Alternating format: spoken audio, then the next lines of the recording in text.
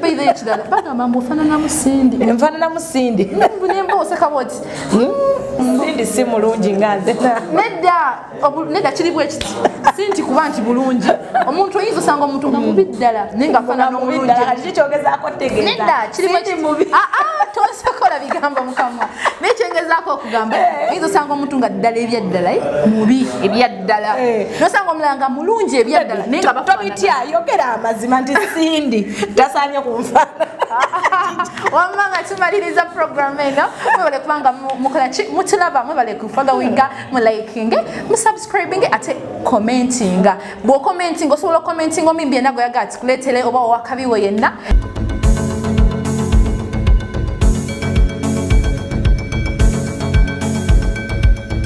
Yes. Na tena tukomyewo tuyingiddewo mu program yaffe eyakabi ennungi eyamanya owakabiwo omutegere bulungi. Guess what? Nakora tugamba nga tumanya owakabiwo. Bwenjegera kantu ako. Guess oyinza okulowooza ntegeeza ki mbatumiddekeya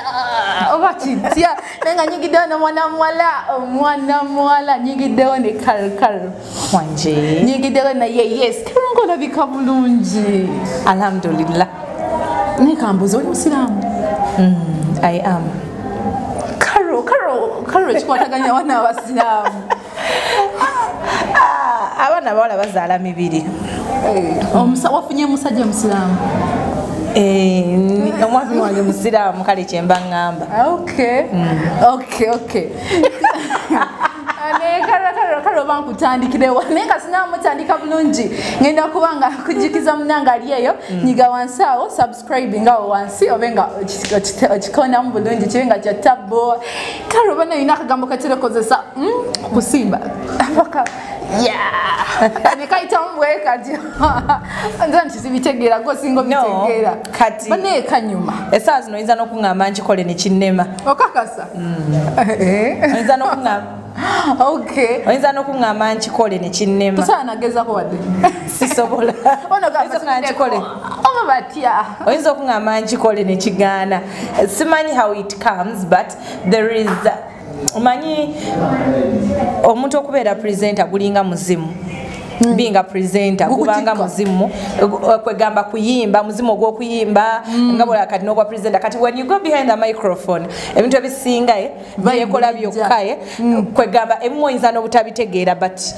things just work out mu ngeri gy'otategeera gyemwogeramu kunywamu oba kuyita ki engeri gyo nga byanjawulo nnyo by the way n'ebibyo ng'oli ku gundi ekyo by the way sigwasoso kirowooza byanjawulo tosaana even my bosses balowozako ekintu nga bwe kityo ne bagamba nti Carol oyinza okugamba waba agenda emabega w'omuzindala aba alina kyakozesezza oba aba ku nnomo oba aba alina kyanywedde oba aba alina ki okitegeera but mbeera ku nnomo nnyo nnyo kyogaa kati tosaba kati oli ku nnomo tosaba kayisaawo kali akagamba simanyi bwe kijja empozi ng'ofunye omuzindalo nengenda emabega w'omuzindalo kale tukitwale bwe kityo naye nga omuntu ali atulaba yandetaze okumanya who is Carol. Okay, briefly bamita Carol Nalumu. Nalumu oli Muganda neddira Ndiga ndi nzaalwa ye Kanoni Gomba naye nga nkulidde Kasangati ye wali bazadde bange mama ne taata yanzaalibwa omwami bamuyita Serunkuma John n'omukyala bamuyita Nansubuga Agnes be banzaala nkulidde Kasangati awo Kyankima bwentyo nasomako akatonotono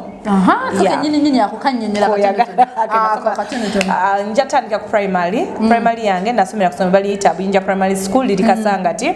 then my secondary O level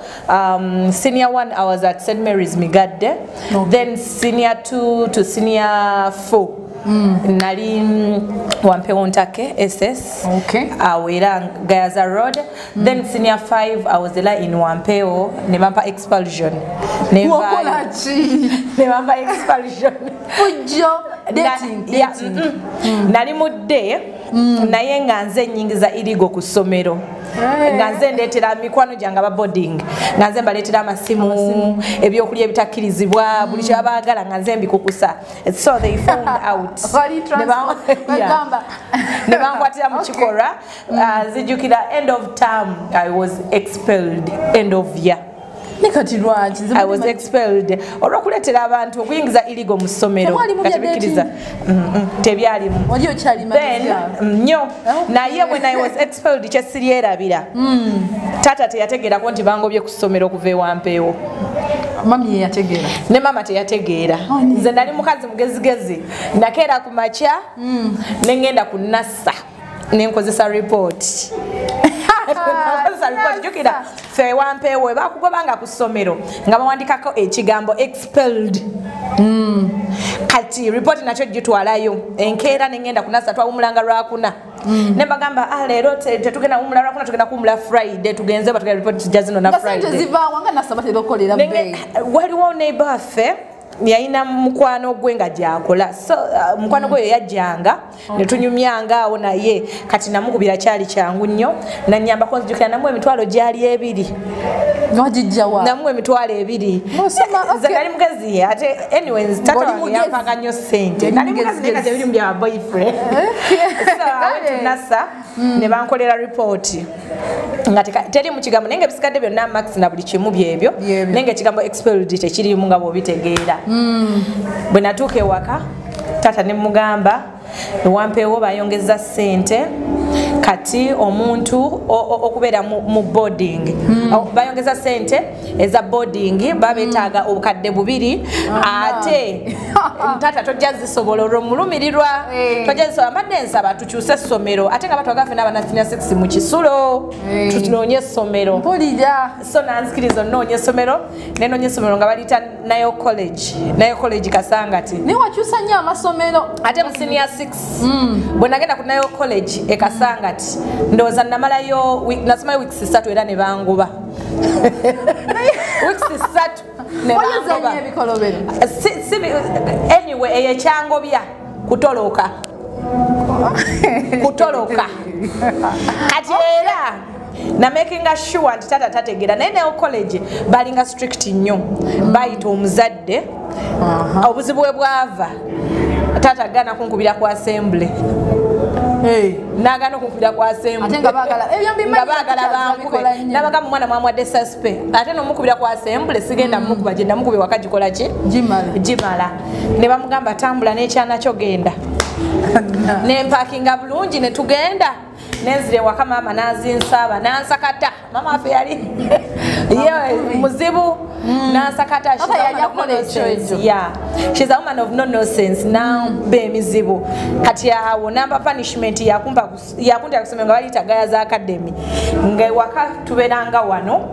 ng'essomero liringa wali nga kumpi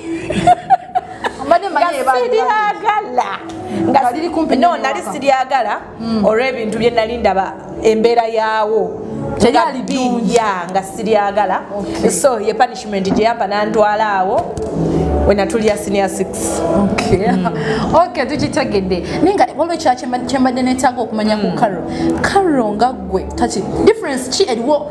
owa Carol onaakola ku radio nakola ku TV ne Carol ye ng'omuntu ne Carol nga y'omuntu Carol akola ntandika akola ku radio kale kansoke Carol akola ku TV fe bwe twali tuyiga because ogenda kusomero n'osoma I have a diploma in journalism and mass communication then nagenda ku business ab'omulimu that is where I was first employed till date omuntu eyatusomesa omugenzi Pastor Iga mukama mumuze mirembe yatuyigiriza okubeera versatile atya twaberanga ku TV nga tukola naye nga yinza okuwa programs nga nnya omuntu omu nakugamba nti eno program olina okukola bwoti eno bweti zonna nga ozipresenting omuntu omu naye nga zaki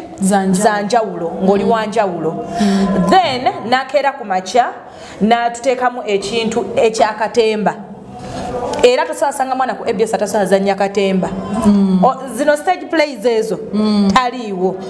byonna kwegamba nga kutekamu ebintu byonna nti bwokera ku makyakaro gundi taliwo nga kubira ani asobola otuula wano jangu soma amawulire nogenda ate nogasoma nga tobadde okwakyangu obadde okola omuziki nagamba akati ono taliwo genda mu makya amalungi nogendawo okitegera so yatusomesa ebintu bingi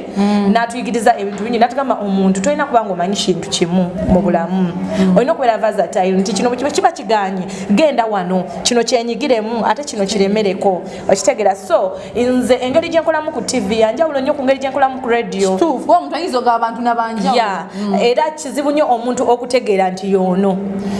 but obankugambe nti radio engeri gy'obeera emabega wa kamera omuntu bw'obeera ku TV kyangu nnyo okuimpressinga omuntu okulaba nti omuntu ayinza okwagalako makeup ayinza okwambala engeri gy'oyambadde endabikayo n'agamba nti kansigale ku TV ebibeza omuntu ku TV nga tafudde ku byoyogedde oba ku byokoze but radio olina okubeera nga olina that vibe erina okukuumira omuntu kuki aleme kukisa because takulaba oba olina okuba n'ebigambo ng'olina omumatiza okitegeera asiime abeereko so byonna ebintu byanjawulo nti wano nyinza okukeera ku makya nenzija nga nyambadde bulungi ne kuye makeup omuntu nasigalawo olwokuba kale akoze ki but when I go to radio I make sure nti nina vibe erina okukuumira omuntu awo omuntu asigaleko ng'akola ki ng'alaba then in my daily life era bw'onsanga tosobola kukkiriza nti yenze bw'onsanga kyensinga okumanya ennyo abantu bagamba ndi down to earth era bw'otunulya nnyo I always wembeera n'abantu ndi muntu asaaga ennyo full of fun ndi muntu kwegamba abeera ennyo n'abantu ayaniriza ennyo abantu simanyi bintu byakuddaawo ate nzire eno neekweke neekoze embuzi era nze kunsanga ne bakyali bange nti leero tugenze kulya capati yawali otusanga ku mudaala bwetusanga tugenze wa mama naka kulya mmere mu restaurant otusangamu nga tutudde that is me abewaka bali batya abewaka balungi tebalina tabu baliyo bameka ewaka ffe batuzaala abaana okyabera wa mamiwo wangi mbeera waffe wake wa mama mbeera waffe wonna wembeera naye waffe kati baliyo nga bameka waffe kandabe batuzaala abaana 6 ndimu omuwala ogwo kiki ndimu omuwala oyagala bineno okay I'm married yeah I'm married ebyo byoyagala nina omusajja siwa amawulire omubuzaabuza nnyo simanyi oba lwaki banne bajja kunyiiga tuleke bajja kunyiiga baganda bajja kunyiiga batoobe but I was joking naye nga ebiseera ebisinga relationships tezinyuma kuleeta mu kamera tezitera kuleeta tezinyuma kuleeta mu kamera kale tukikiriza ekyo olinayo ku mwana not yet olina emyaka emeka 27th April I'm making emeka 20